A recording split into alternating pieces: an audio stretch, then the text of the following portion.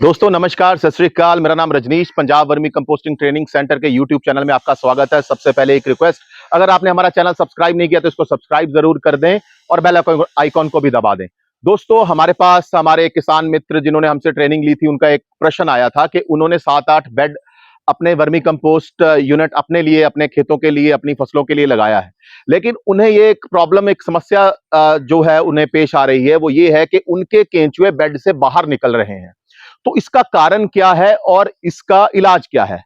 दोस्तों देखिए, अगर आपका केंचुआ आपके बेड से बाहर निकल रहा है, उसके कई कारण हो सकते हैं, जिनमें से कोई भी आप अपने हिसाब से उसको देख सकते हैं कि आप पे कौन सा कारण अप्लाई होता है।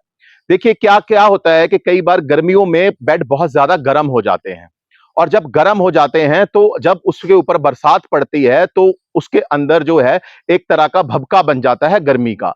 तो उस सूरत में भी आपके जो केंचुए हैं वो बाहर निकल सकते हैं। तो इसका इलाज ये है कि आप निरंतर उसके ऊपर पानी का छिड़काव करें, और जो पानी आपने का छिड़काव करना है वो आपने शाम में करना है।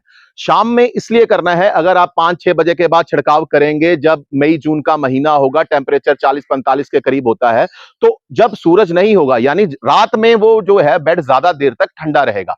अगर मान लीजिए आपने सुबह बेड में पानी डाल दिया, 8-9 बजे, 10 बजे तक आपने पानी का छिड़काव कर दिया, और जैसे ही 11-12 बजते हैं तो टेम्परेचर बढ़ता है और आपका जो पानी है वो इवेपोरेट होना शुरू होता है, वो वाष्पीकृत होना शुरू होता है। जैसे ही वो वाष्पीकृत होगा, इवेपोरेट होगा, और वो उल्टा फायदे की जगह नुकसान कर देता है। उस केस में भी आपका केंचुआ जो है वो बेड में अनकंफर्टेबल महसूस करता है और भागने लग जाता है।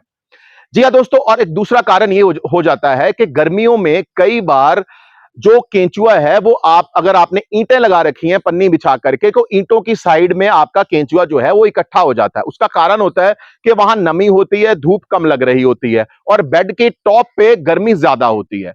ये इन केस में जब उसको ज्यादा गर्मी लगती है या जब बरसात होती है, तो केंचुआ ईंटों से भी बाहर निकलना शुरू कर देता है। इस केस में आपको क्या करना है, आपको मल्चिंग का ध्यान रखना है। मल्चिंग मतलब आपने जिस चीज से बेड ढका हुआ है, आप पराली को, जो उसकी क्वांटिटी है जो पराली से ढक रहे हो, जो आप केले के पत्ते से ढक रहे हो, और आप उसको डबल कर सकते हो। दोस्तों, अब ये क्वेश्चन आता है कि हम केले के पत्ते से ढकें, पराली से ढकें या बोरी से ढकें। दोस्तों, इसके भी अलग अलग फायदे नुकसान है हर चीज के।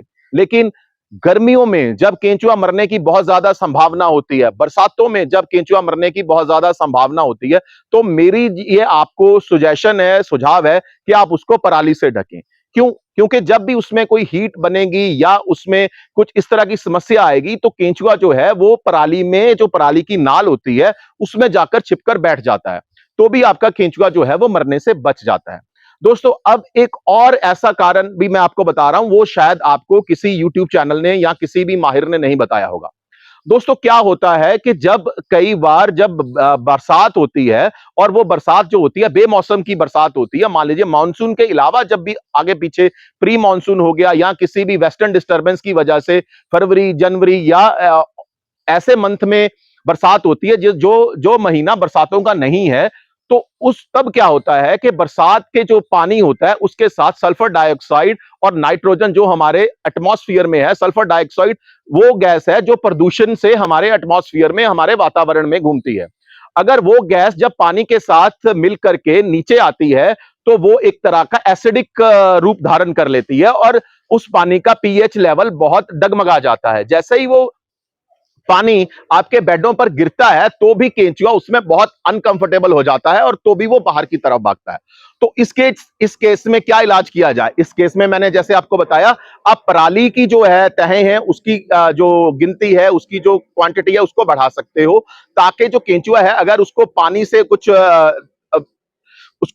कुछ एलर्जी महसूस होती है, तो वो पराली की नालों में जाके बैठ जाए। दोस्तों, इसका एक और भी आपको मैं बता दूं, बरसात जब हो जाती है, बेमौसमी बरसात हो जाती है, तो हम पानी लगाना छोड़ देते हैं। हम पानी इसलिए लगाना छोड़ देते हैं कि चलो जी बरसात हो गई, पानी तो खुद ब खुद लग गया। लेकिन ये सोच गलत है। जब भी कभी भी बेमौसमी बरसात होती है, तो उसमें एसिडिक रेन होने का जो खतरा है वो ज्यादा होता है। तो आपको अगले दिन, बरसात के अगले दिन या बरसात खत्म होते ही पानी लगाना जरूरी है, ताकि अगर वो पानी में कुछ एसिडिक कंटेंट हो, तो वो पानी बह जाए और आपका नॉर्मल पानी जो है वो बेड में रहे, और उसमें केंचुआ सुरक्षित रह सके। तो दोस्तों ये क्वेश्चन हमसे बार बार पूछा गया, इसका इसलिए आज हमने वीडियो बनाया है। अगर आपको भी कोई किसी तरीके की कठिनाई है या कोई भी आप प्रॉब्लम फेस कर रहे हैं तो आप हमें कमेंट बॉक्स में लिख सकते हैं। हमारा नंबर नीचे दे दिया गया है, आप हमें फोन भी कर सकते हैं। अगर आपको ट्रेनिंग लेनी है तो हम फ्री ऑफ कॉस्ट ट्रेनिंग भी देते हैं। हमारा ट्रेनिंग का देने का समय है हर शनिवार को सुबह 11 बजे से लेकर 2 बजे तक हमारे मोहाली फॉर्म में। आप हमें कॉल करके अपनी जो सीट है वो बुक करवा सकते हैं। हमारे इस चैनल को सब्सक्राइब जरूर कर लें और बाकी जो भी आपके जो वर्मी कंपोस्टिंग कर रहे हैं मित्र हैं उनको शेयर जरूर कर दें, क्योंकि YouTube बहुत ही फॉल्स इंफॉर्मेशन से भरा पड़ा है। खुश रहें, आबाद रहें और वर्मी कंपोस्टिंग करते रहें। शुक्रिया।